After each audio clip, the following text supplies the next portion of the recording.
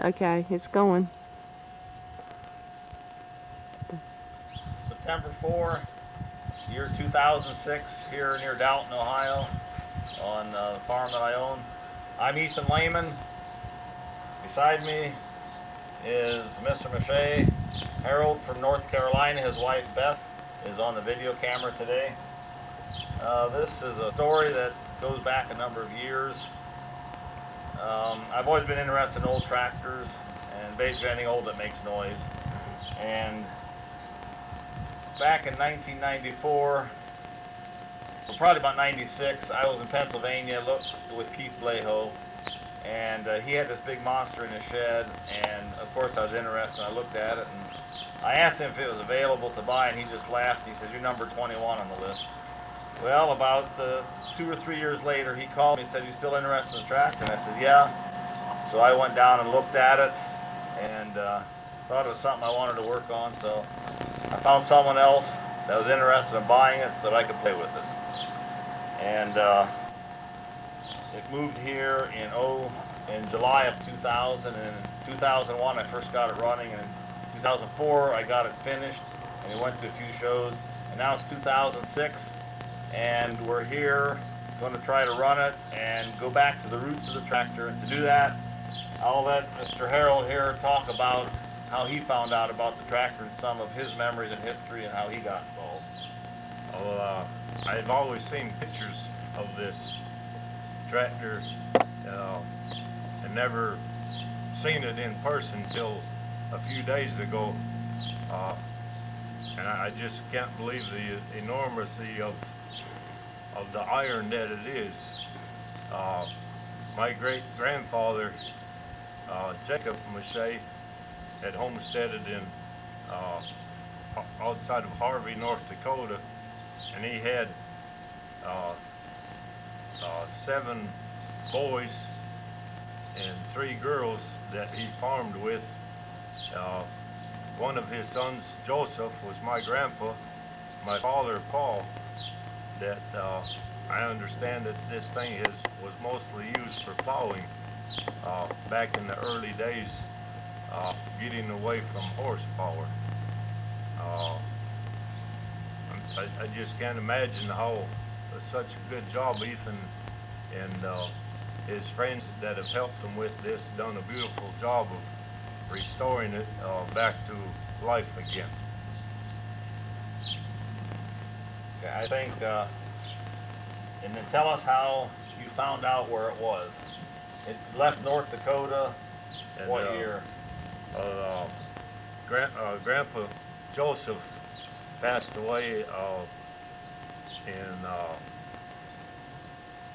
September of '69, and in April of 1970, Grandma Catherine Mache had the auction sale on the farm, and this Avery, as well as the other equipment, was sold at that auction, and it was bought by a man from New Rockford. I forget his name, Ethan. Ed Moline. Ed Moline. And Ed Moline had it for several years. I'm not sure of the day when he sold it to Keith Bleho in Pennsylvania. But at the last reunion we had in 2003, Ralph Mache had gotten up and made a little speech that of the Avery, that telling of how it sold at Grandpa's auction, was bought from New Rockford, and then from New Rockford to Pennsylvania, and then he said now it's 80 miles closer to home in Dalton, Ohio, and this is where we are today on Ethan and Ginger Lehman's farm. Can you zoom in the sale bill now?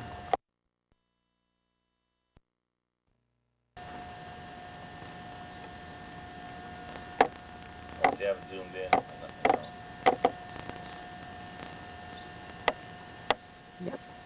This is the sale bill that was sent out by the auctioneer Slayton Enga announcing the Mache auction.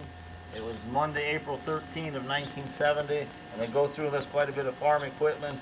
And up here in the corner, they have this particular tractor. They call it a 4080 Avery oil pull, which I assume is a mistake on the advertising because I don't know of any Avery oil pulls. Rumley made an oil pull and Avery made tractors. So this is the 4080 Avery as it appeared the day of the sale, and we have some more pictures that we'll show later on. And now, I'll start over here and I'll just read this history.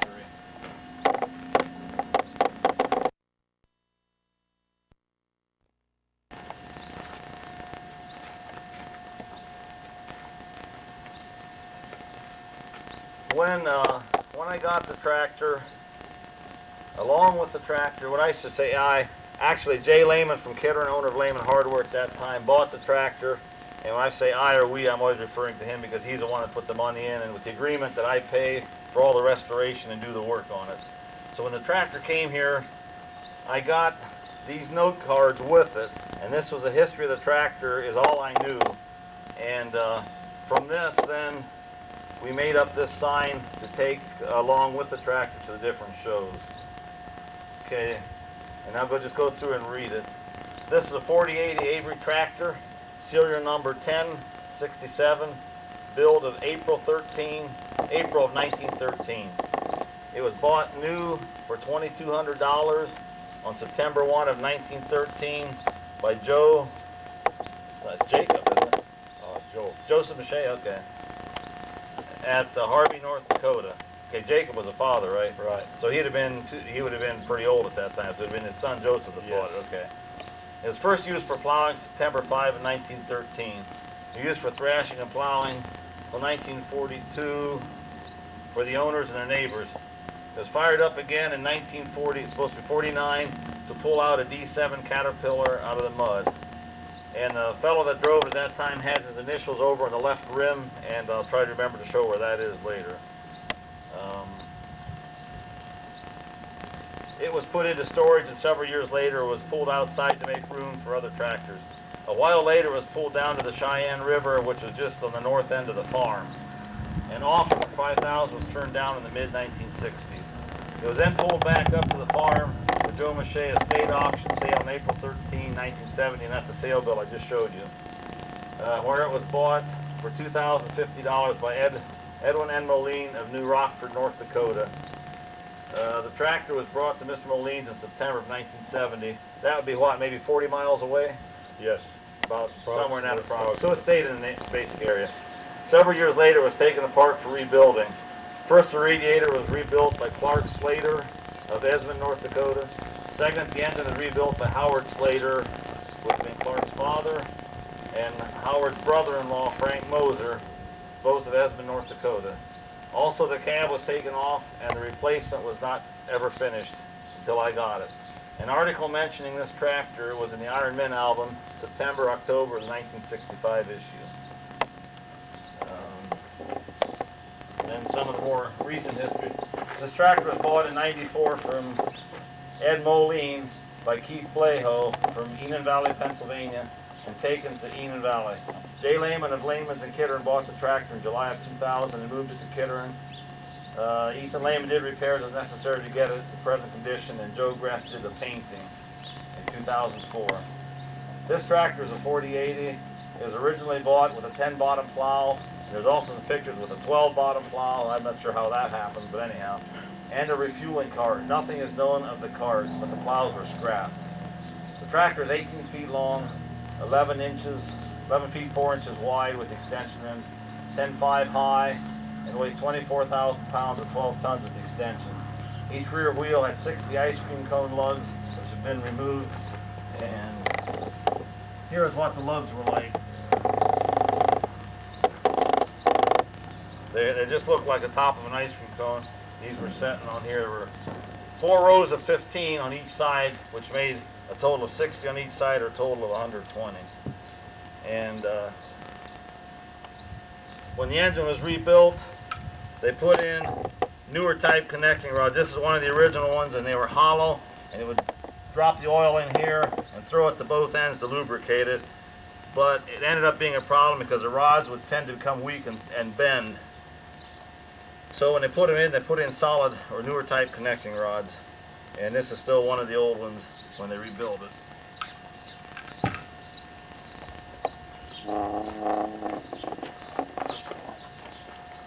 The engine is a 4-cylinder opposed gasoline engine. It has 7 3/4 inch bore, 8-inch stroke. It's rated to run at 500 RPM, which comes a total of a little over 1,500 cubic inches for the entire engine.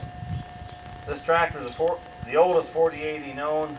There are 2 other 1930 models, but according to serial number, this is the oldest of the 3 that were still in existence from that first year of the 4080 size. The 4080 rating means that the engine develops 80 horsepower, but only 40 is available with the drawbar. So you lose half the power just pulling itself around. Tractors today are running about 90% efficiency instead of 50%. Some are maybe even a little bit better. It's supposed to pull as much as 40 horses. I'm not sure if 40 horses would pull a 12-bottom plow or not. I think they probably would. It has 1 speed forward, about 2 miles an hour, and 1 speed backward. To reverse the tractor, the engine is slid forward about 2 inches on the subframe. The subframe is slid forward on the main frame, and as gear reverse pinion is pulled into position, so when the clutch is engaged, the tractor is reversed. The future plans are for the tractor to be on display at Lehman's Hardware in Kidron.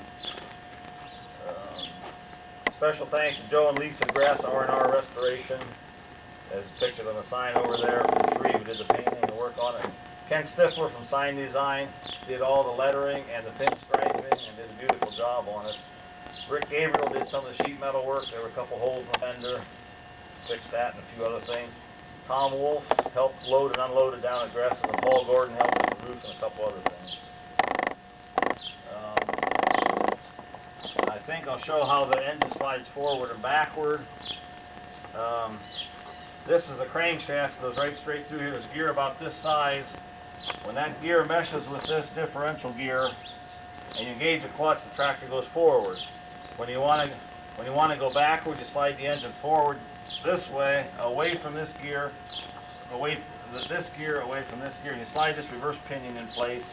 And when you engage the clutch, you go backwards. So she can just keep the camera here. I'll climb up and you can see how the whole frame slides forward and backward. And that's how they got reversed. You can see that small gear.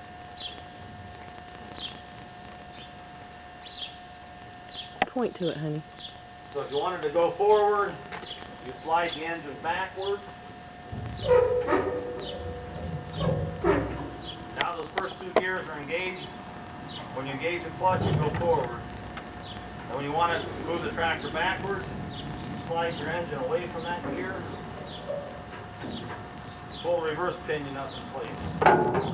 Now when you engage the clutch, you go backwards. So then to go forward, you reverse the process. You drop the reverse gear out, slide your engine back. So when I go to start the tractor, I always want the gear to disengage so I keep it forward, just like that.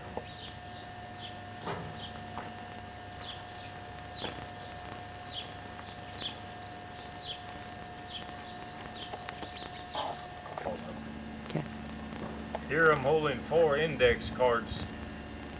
When I had first spoken to Ethan, the winter of 03, 04, from the reunion of 03, Ralph Mache had gotten up and spoken of the Avery, of its whereabouts and the little history to tell the younger generation about it that haven't seen pictures or heard of the Avery.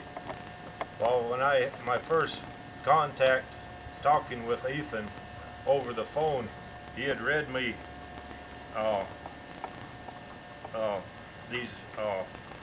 basically a letter off of these index cards that he talked about and transposed onto this cardboard in front of me. He got done reading these cards, and down at the bottom was written Paul Mache. And I was such shocked, stunned to hear that, I guess, because my father Paul had passed away October of 2000. And then when coming to the farm over this Labor Day holiday, Ethan pulled out all the pictures and information he had of the tractor from the different previous owners, and he pulled out these index cards and thought it was kind of unique to have them on this, written on the index cards. And then I began to wonder and thought, well, when I seen my dad's name on the bottom, I thought, well, those are his, that when he used to work for Itso Sales, selling generators and farm equipment in the winters, was his busiest time of year, that these index cards were what he wrote down information for people of various products that were interested in their name.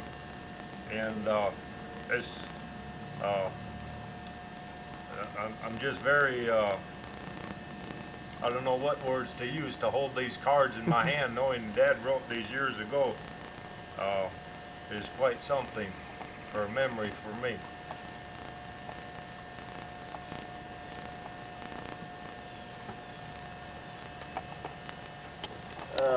Can you zoom in, starting with that, and we'll go this way across the bottom. Mm-hmm.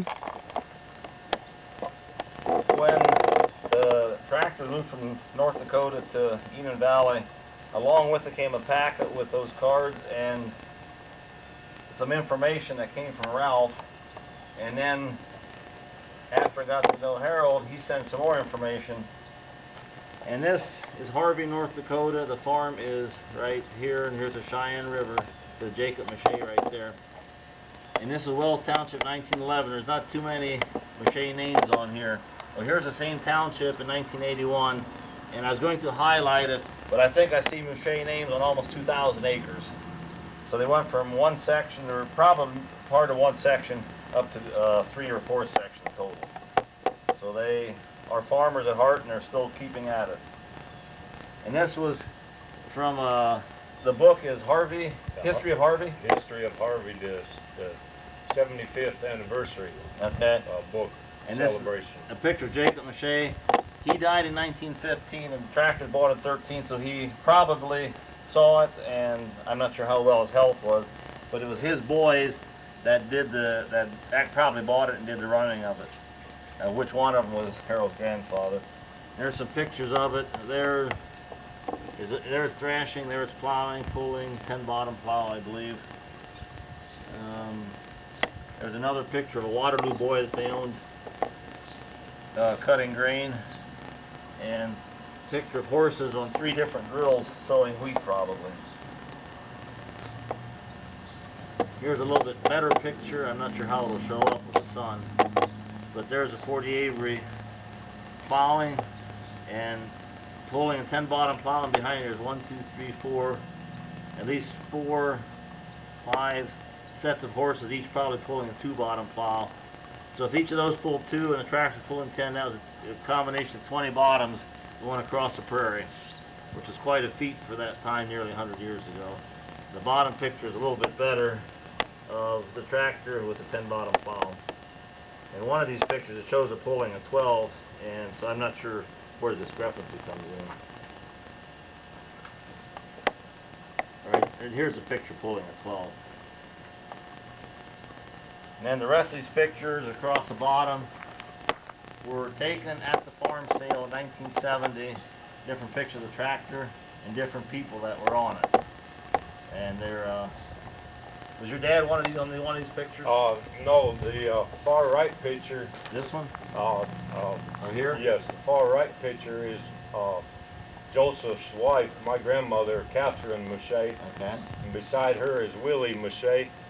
And up on the engine, up there, on top, is Tony Mache. Okay. And then the next picture is basically the same without Grandma Mache in. Okay. And these look like some sail yeah, goers there. that particular picture there is of the tractor sitting in line at the sale. Mm-hmm. And the other one in the snow, I'm not certain. I've asked many people. I still have plenty more aunts to go around to ask who them children are. Okay. And then the other one is the lineup of the actual sale day of the equipment. There were like 6 John Deeres, I think the sale Yep, bill had. yeah. And there's a John Deere wagon there and a Model A car, I guess. And I guess come back up to me.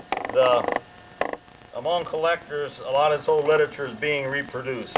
And this is a reproduction of an Avery catalog of 1922. And it shows some of the equipment that they sold. And I'm going to go to the page where it talks about 4080.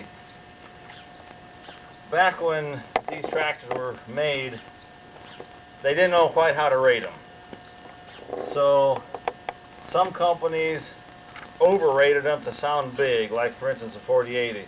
You take an Altman Taylor 3060 or a Rumley 3060, they underrated them because in 1921 or 22 Nebraska tests became standard. Before anybody dared sell a tractor or any power equipment, they had to have it tested in Nebraska so they had a level playing field. And when they did that, the 4080 Avery couldn't pull what it was rated, so they re-rated it a 4565, which doesn't sound near as impressive as a 4080. So then, from then on, they were called 4565s, and that's what this book is. It says Avery 45 drawbar 65 at the belt. Whereas when the Rumley and Altman Taylor and some of the others were rated, they actually pulled 70 or 80 horsepower. So their claim was ours are guaranteed to pull so much with 20% reserve or 15 or 30% reserve, and they would actually do it. Whereas Avery went up the limit and says ours basically is lucky if it does 65. So they were never as conservative in their rating. So that leveled the playing field. So a 4080 is going to be older than a 4565 because it was out before Nebraska tests were. And that really made it fairer for the farmers because a lot of the farmers were duped into thinking their tractor could do all kinds of things that it actually couldn't do. And one other thing I wanted to say is around Christmas of 2002, I was talking with Carl Hofstetter, who's a friend of mine, lived in Kittern at that time. He had just graduated from Heston College out in Heston, Kansas, like a year before that or so. And he likes tractors. We were talking tractors, and he told me he had a girlfriend from North Dakota. Well, right away then I said, well, I got a tractor from North Dakota. And so I thought, well, I thought in the back of my mind, I wonder if this girl's family knows anything about the Mache family or anything. And so he said that they were from Maddock or Esmond, I forget where it was, but he mentioned the name New Rockford, North Dakota. And as soon as he said that name, I said, boy, that sure sounds familiar. I thought to myself. So when I came home that afternoon, I went to those note cards and it said New Rockford, North Dakota. So I called Carl up and I says, hey, I said, this tractor's Avery's engine and was rebuilt by a guy by the name of Howard Slater from Esmond, North Dakota. His phone kind of went quiet and he said, that's my girlfriend's grandfather. And Carl's girlfriend was Sonia Slater from that area. And so then, to make a long story short, we found out that Carl ended up marrying Sonia, so now it's his wife. His wife's grandfather redid the engine, that was Howard. Sonia's father, Clark Slater, redid the radiator as a college project at Heston. Sometime earlier, we haven't figured out exactly what year it was. So after the engine and radiator were redone, they were set in a building somewhere out there, I'm not sure where it was, and the frame and the wheels and everything were set outside from apparently 70 to about 94. And then when Keith Blejo bought the tractor, he set the engine and radiator on and bolted them temporarily just so it'd be safer and easier to haul them. And so when it came here, it was much like it appears, except everything was on temporarily. And I had to remount the engine. I actually took the radiator off to cut holes in for the plumbing and stuff, and got the right size bolts for the engine and bolted it down. When I got it, it was just, the engine was sitting on, the radiator was sitting on, and just basically a bare frame. The carcass, the canopy was off. In fact, the bows were there for pattern, so I remade that. But I took all the parts that I had and I put them on a flatbed hay wagon, and would sort through them and try to figure out where the different pieces went. And as soon as you figure out where one piece went, you put that off the side and say, now I only have 95 more to go. You just, but piece by piece, just figure out where stuff went. And the carburetor that came with it had never been on this tractor, and there was some of the carburetor piping was missing, so I had to make that up as I could see fit. And so that seems to be working. And the governor was off, so I think there might have been a few parts missing that made those or figured them out. And so you do what you have to in a case like this. I had ever only seen one other 4080 Avery, and that was out in north of Heston, about 15 miles. I can't think of the guy's name. But anyhow, there's a collector out there, and I drove in his driveway, and here was one of these painted up red like this sitting beside the driveway, and what a thrill to see one after looking at it in the book for years and never having seen one, then getting a chance to have one later on in life. And so that's where we are now. So piece by piece, I put stuff together pretty much by myself. On the heavy stuff, I have my Uncle Lloyd Lehman help me lift some of the piping, the water piping. It's 4-inch pipe, and they get pretty heavy. And it's hard to position them and get the bolts in, so he helped with that. And then once I had it running, I hired Weaver Custom Homes to haul it over to Shreve, and then Joe Gress. And I was hoping he would be here, but he didn't make it. He has a whole story just about painting this thing. Just taking the wheels off is a major undertaking. He has a tow motor there, so he was able to take the extension rims off and then take the main rims off. But they probably weigh well over a ton apiece, and so it's more than handwork. Now, they would push these around the shop to get them out of their way or position them by hand.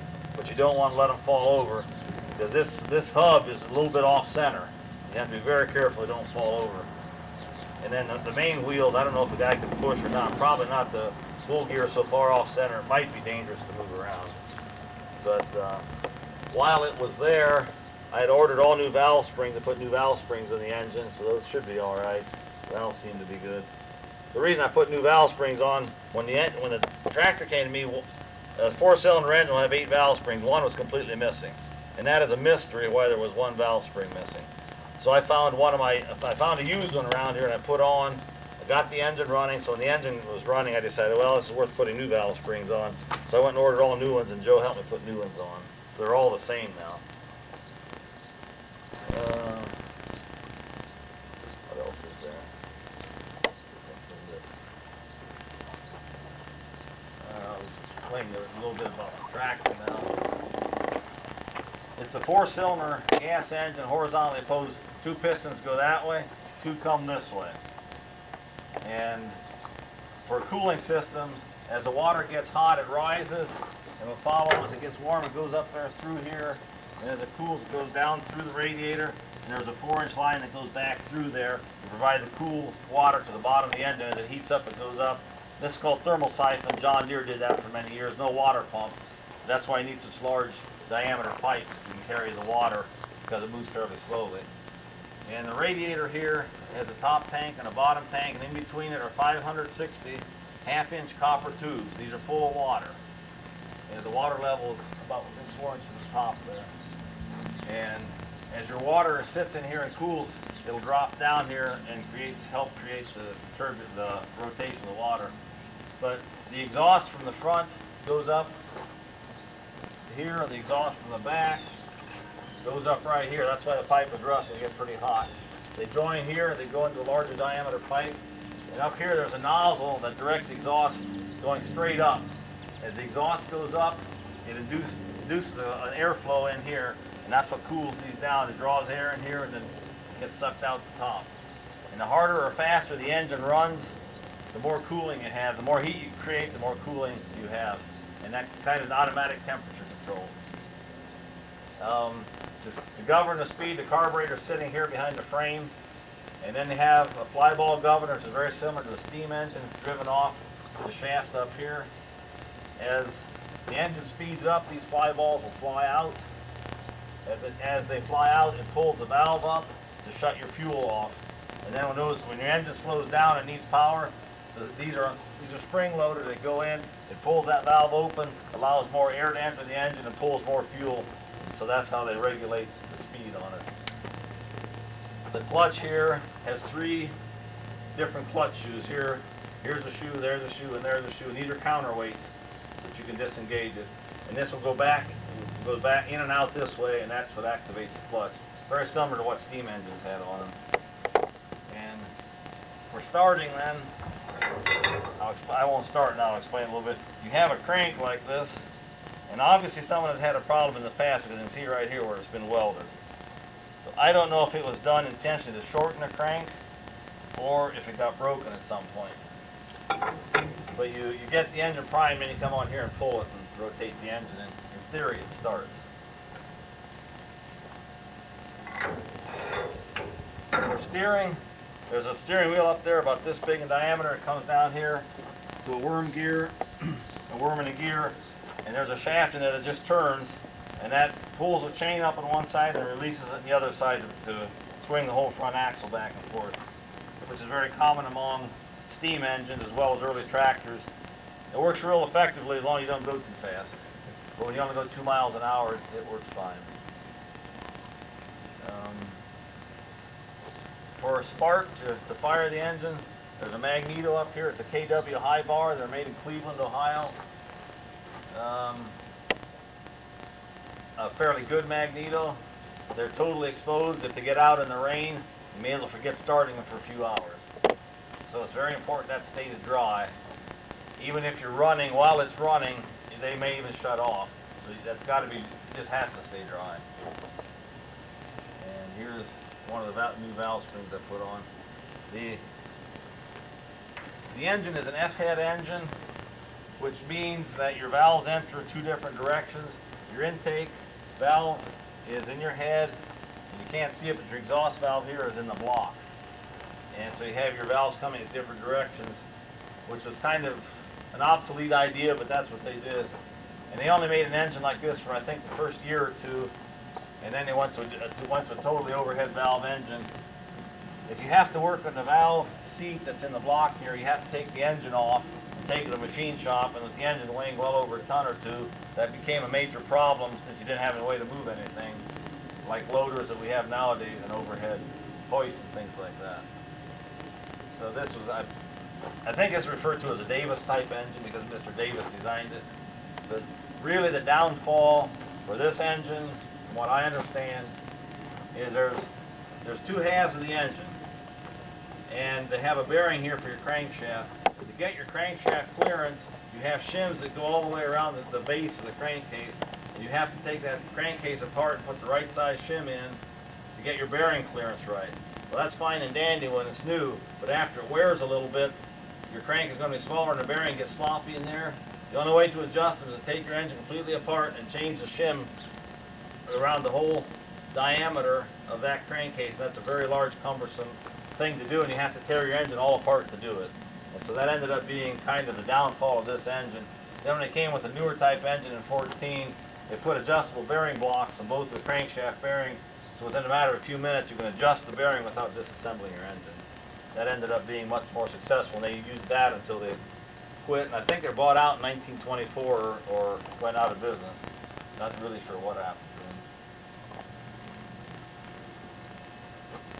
Okay, I think I'll clean stuff up here a little bit once you turn the camera off. I'm going to try to explain what I'm doing and proceed to start it, and hopefully it'll start. Being the engine is exposed, before you start you go through and oil different spots in the engine. You actually oil the valve stem and then the rockers, push rod, the governor gear up here a little bit.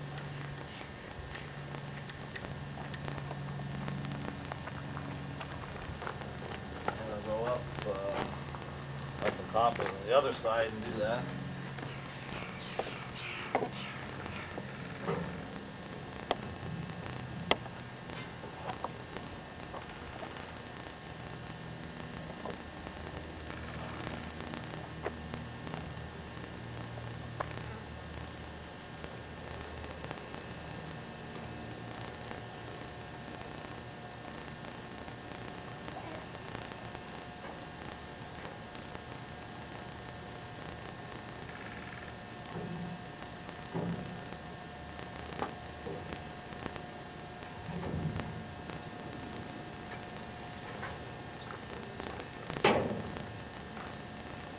And then you start. You have to do everything in a sequence and do it properly to get a start easily. I'll just give it a try. On the magneto, there's a manual. You have to trip it so that it has an impulse, and what an impulse does, it makes the magneto trip, and you'll hear it click, and it gives real hot sparks. You don't have to turn it fast to get it to start. And with the system having water in it, and I haven't run it for probably 3 days or so, I'm going to open, there's a compression release on each cylinder. I'm going to open it up. I'm going to turn the engine 2 complete revolutions to make sure there's no water in the engine. Because if you have water, let's say the head gasket went bad and one of the cylinders filled with water, and you go to start it, and it fires on the first 2 or 3 cylinders, when that waterlogged cylinder comes up, the engine's got to quit. And you can either break a head, a rod, or piston rings, or worse. So I'm going to go around, open all the compression releases, turn it over 2 revolutions to make sure there's no water in it.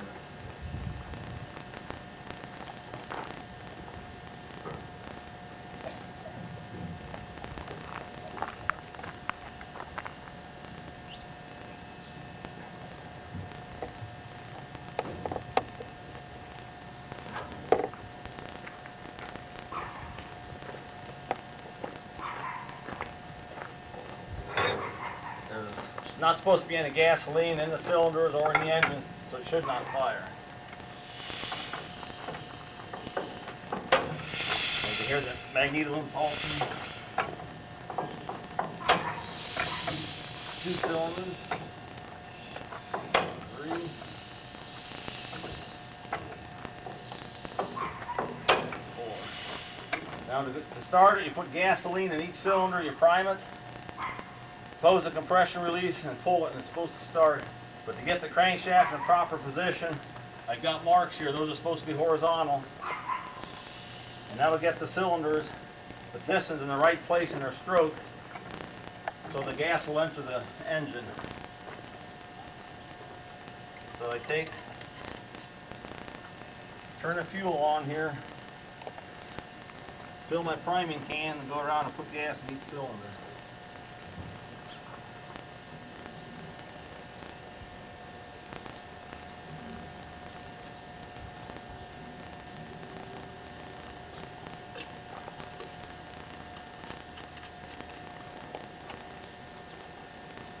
When I climb up on the operator's deck, you set the timing where you want it and the throttle where you want it. Prime those cylinders, come down to the prime bottom cylinder, and then it's supposed to be ready for starting.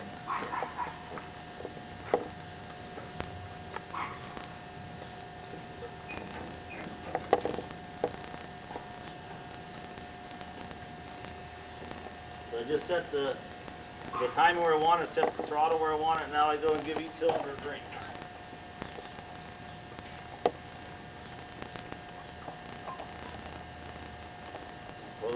Close the compression release on it.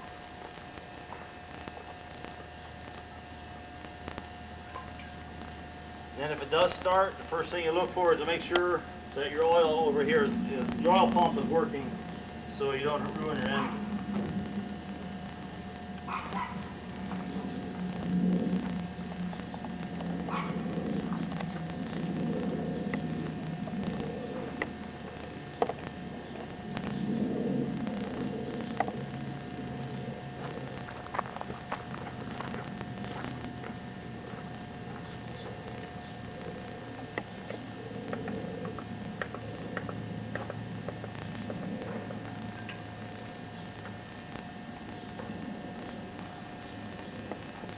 Now you stand back and think, have you done everything correctly? Got the mag set, fuel in, throttle set, gas is on, in neutral, pulling it true.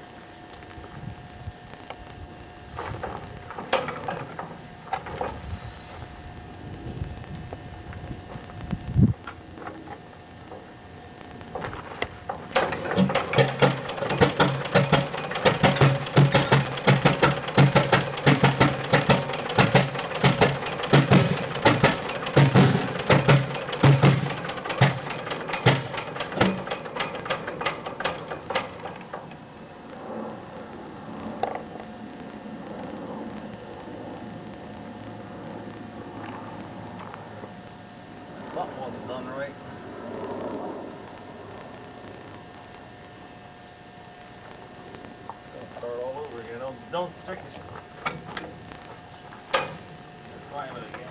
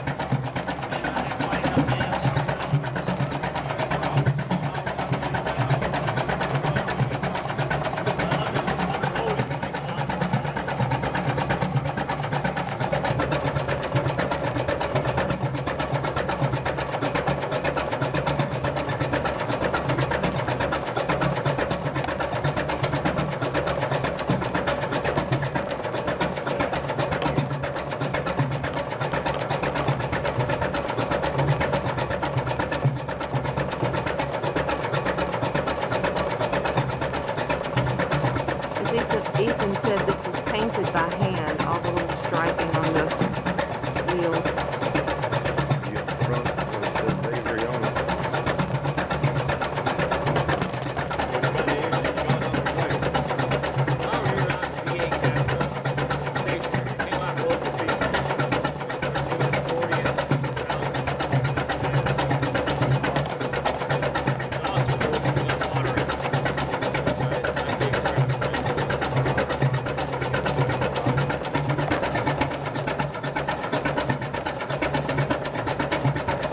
He said that marking was on the left rear. Yep, that's a good point. I'd like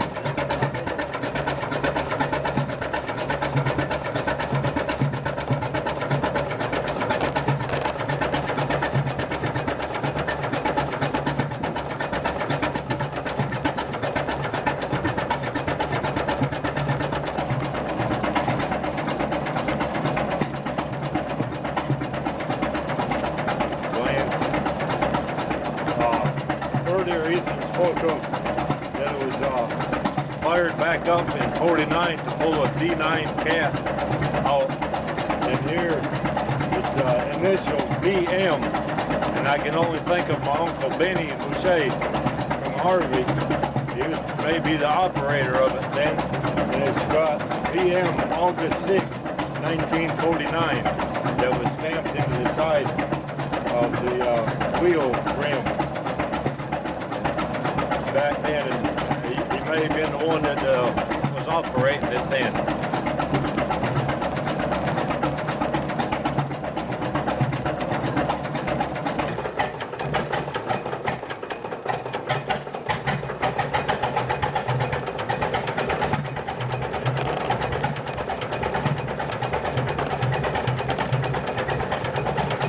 Get the whole width of the wheels in one shot. Enough back to do that. Yeah. They get the Peoria, Illinois, the 4080. This is from the Avery, a reprint of the 22 edition. Gives some of the sizes. The shipping weight is 22,000 pounds with the extension rims on. The original 2-foot rim comes in here. Your extension is a foot wider. And with the extensions on, in theory, it weighs 24,000 or 12 tons. We've never weighed it, but I think it's probably right. The back axle is 5 inches in diameter. The front axle is 3.5 inches in diameter. The diameter of the back wheel is 87.5 inches, and if you add 4 inches on for the lugs, you get almost 8 feet in diameter. And they're 24 inches wide, the extensions are 12, so each back wheel now is 3 feet wide. The front wheels are 42 inches in diameter and 16 inches wide. It says miles per hour. This was for the newer edition that had 2 speeds, so that's irrelevant. The gears on the bull gears in the back are 5 inches wide. The pinions that drive them are 6 inches wide. Capacity of the fuel tank is 45 gallons. So you can see at $3, if it pulls 10 gallons an hour at $3 a gallon, it's $30 an hour just for fuel. But back then it was probably 3 cents compared to $3, I would imagine. The diameter of the belt pulley is 26 inches and the width is 10 inches. 4 cylinders, 7 3/4 by 8. Now I'll proceed to explain the levers. Climbing up, you have to learn how to do this. You don't just jump up. It's a little over 3 feet high. And there was probably a step like that over on this side originally, but this is the one that came with it.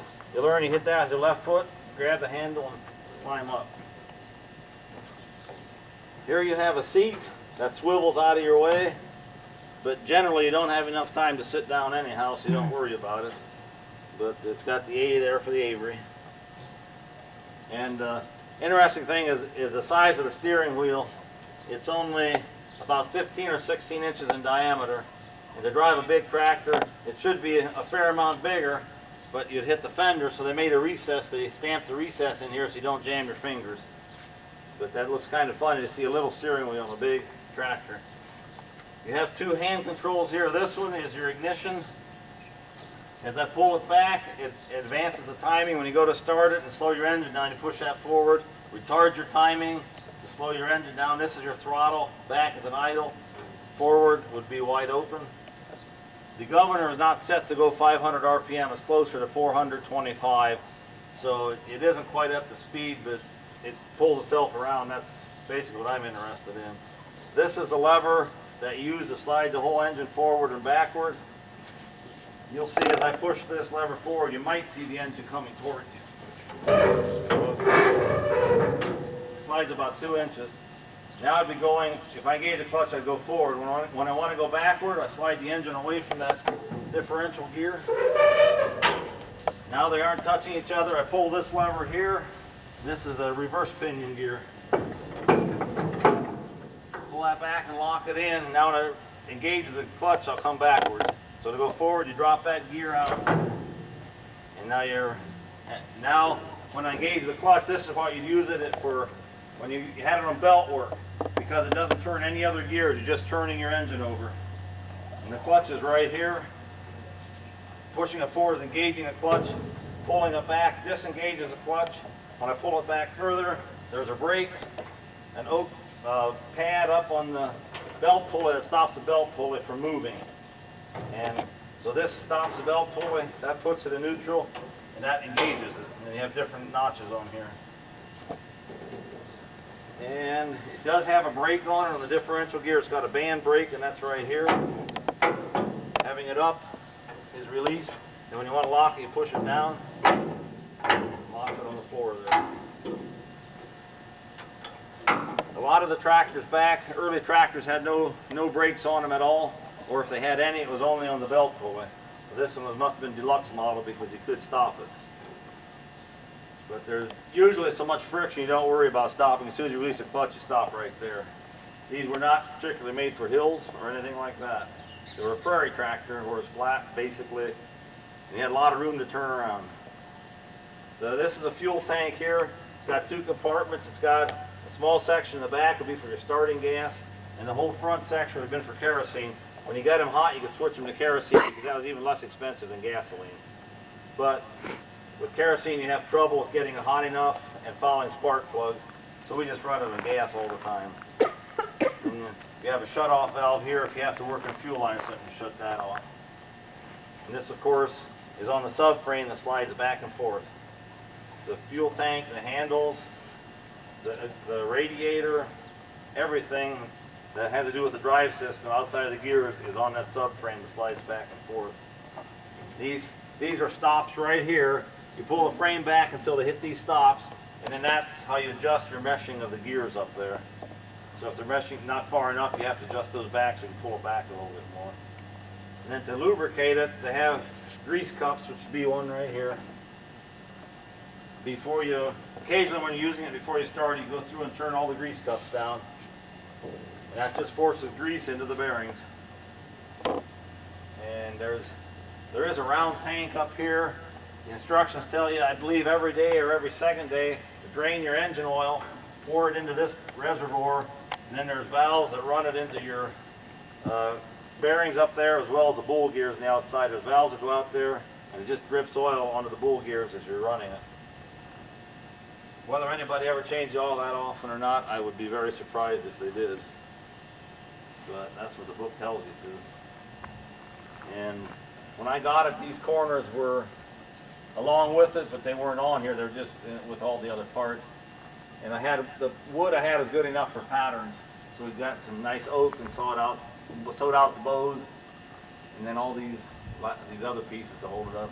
And the roof is actually made of 2 layers of canvas. It's a yellow layer and a reddish layer, and it kind of looks orange when you look up through it. And I talked to the guy that knows quite a bit about Avery's out in Iowa, and that's what he said they originally had was canvas on them. I would have thought they'd have had steel on them, but he said no, they were canvas. So we followed his color schemes, color patterns, and so this is what it ends up like: black, red, and yellow.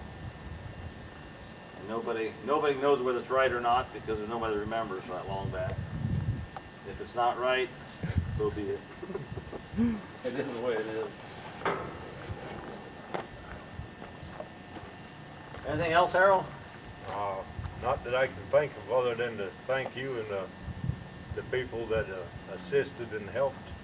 You're welcome. I'm glad someone generate- shows interest to come up and look at it. generate this thing is it's just an honor and a privilege to be here and spend the time with you and talking of this tractor, the history and the people of it. You're welcome. I thank you very much. Yep.